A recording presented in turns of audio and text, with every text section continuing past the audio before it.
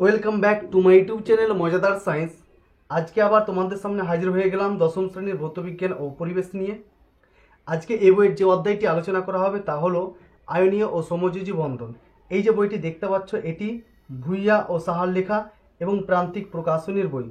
তো চলো শুরু করা যাক আজকের এই অধ্যায়টি। 1 নম্বর এমসিকিউ রয়েছে, কোন নিষ্ক্রিয় মৌলের যোজ্যতা কক্ষে 8টি ইলেকট্রন থাকে না? সেটা হচ্ছে হিলিয়ামের, কিন্তু যোজ্যতা কক্ষে 8টি ইলেকট্রন থাকে না, তাহলে উত্তরটা হয়ে গেল হিলিয়াম। 2 নম্বর, সালফার পরমাণু যোজ্যতা কক্ষে 2টি ইলেকট্রন গ্রহণ করে প্রদত্ত কোন নোবেল গ্যাসের স্থায়ী ইলেকট্রন বিন্যাস লাভ করে? তাহলে সালফার লাভ করে থাকে আর্গনের মতো, তাহলে উত্তর হয়ে যাচ্ছে আর্গন, অপশন সি। 3 নম্বর, প্রদত্ত কোনটি আয়নীয় যৌগের ধর্ম নয়? তাহলে আয়নীয় যৌগের ধর্ম নয় নিম্ন ঘনত্ব, অপশন সি কিন্তু রাইট। 4 নম্বর কোশ্চিন, প্রদত্ত কোন যৌগটির কঠিন অবস্থা আয়ন দ্বারা গঠিত নয়? তাহলে আয়ন দ্বারা গঠিত হয় না, আয়ন দ্বারা গঠিত, তাহলে আয়ন দ্বারা গঠিত হচ্ছে সোডিয়াম ক্লোরাইড।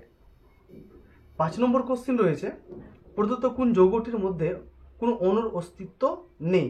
তাহলে এদের মধ্যে অণুর অস্তিত্ব নেই ক্যালসিয়াম অক্সাইডে, অপশন বি হচ্ছে রাইট। 5 নম্বরের অ্যান্সার পেয়ে গেলাম ক্যালসিয়াম অক্সাইড।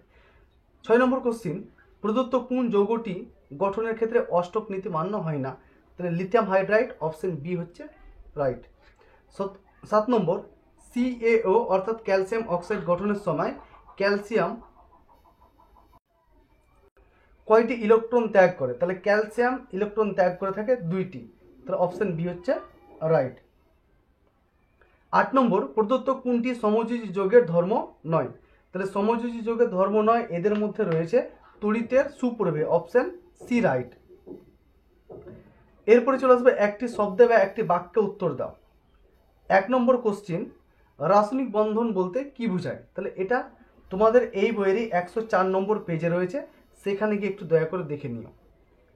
2 নম্বর কোশ্চিন, আচ্ছা 2 নম্বর কোশ্চেনটা একটু মিস্টেক রয়েছে, হ্যাঁ। 3 নম্বর কোশ্চেনে চলে এসো, হাইড্রাইড আয়নের ইলেকট্রন বিন্যাস কোন মৌলের ইলেকট্রন বিন্যাসের মতো? তাহলে 3 নম্বরের অ্যান্সার হচ্ছে হিলিয়ামের মতো, হিলিয়ামের মতো। ভিডিওগুলো ভালো লেগে থাকলে অবশ্যই ভিডিওগুলোতে লাইক করবে এবং কমেন্টের মাধ্যমে জানাবে। যারা চ্যানেলে নতুন রয়েছে অবশ্যই চ্যানেলটিকে সাবস্ক্রাইব করবে। 4 নম্বর কোশ্চিন, CaO অর্থাৎ ক্যালসিয়াম অক্সাইডে কি ধরনের রাসায়নিক বন্ধন বর্তমান? এই কোশ্চেনটা কিন্তু বোর্ড এক্সামে এসছে, একদম ইম্পর্টেন্ট কোশ্চেন। তাহলে ক্যালসিয়াম অক্সাইডে রয়েছে আয়নীয় বন্ধন বা তড়িৎযোজী বন্ধন লিখতে পারো, যে কোনো একটা লিখলে হবে, আয়নীয় বন্ধন।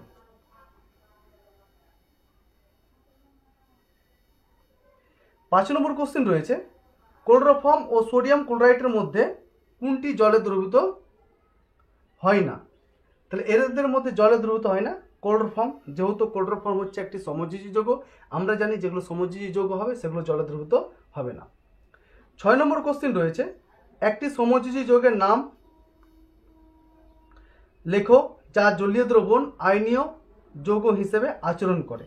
তাহলে এমন কিছু কিছু সমযোজী যৌগ রয়েছে যেগুলো কিন্তু আয়নীয় যৌগ হিসেবে কাজ করে, সেটা হচ্ছে HCl বলতে পারো অথবা NH3, ঠিক আছে।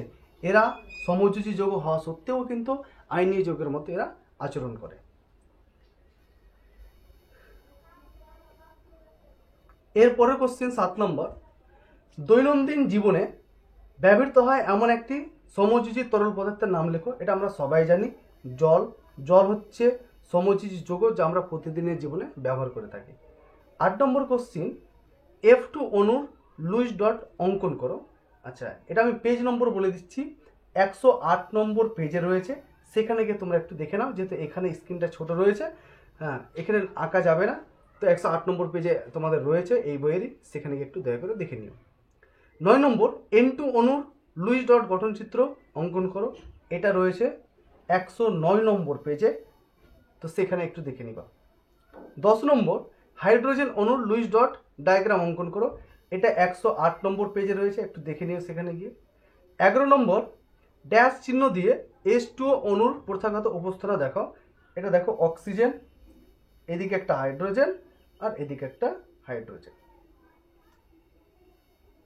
ব্যাস। মাঝখানে অক্সিজেন এবং দুই সাইডে দুটো হাইড্রোজেন। এটা হলো ড্যাশ চিত্র দিয়ে দেখানো। 12 নম্বর, আয়নীয় ও সমযোজী যৌগের একটি পার্থক্য লেখো। তো আমি বলছি, আয়নীয় যৌগগুলি গলিত বা দ্রবীভূত অবস্থায় তড়িৎ প্রেরণ করতে পারে, আর সমযোজী যৌগগুলি গলিত বা দ্রবীভূত অবস্থায় তড়িৎ প্রেরণ করতে পারে না। এটা হচ্ছে মেন পার্থক্য। তো আজকের ভিডিওটা এতটাই। যদি তোমাদের ভালো লেগে থাকে তাহলে অবশ্যই ভিডিওগুলোতে লাইক করবে, কমেন্ট করবে, এবং যারা চ্যানেলে নতুন রয়েছে এখনো চ্যানেলটাকে সাবস্ক্রাইব করোনি, অবশ্যই চ্যানেলটাকে সাবস্ক্রাইব করে পাশে থাকবে। থ্যাংক ইউ সো মাচ সম্পূর্ণ ভিডিও দেখার জন্য।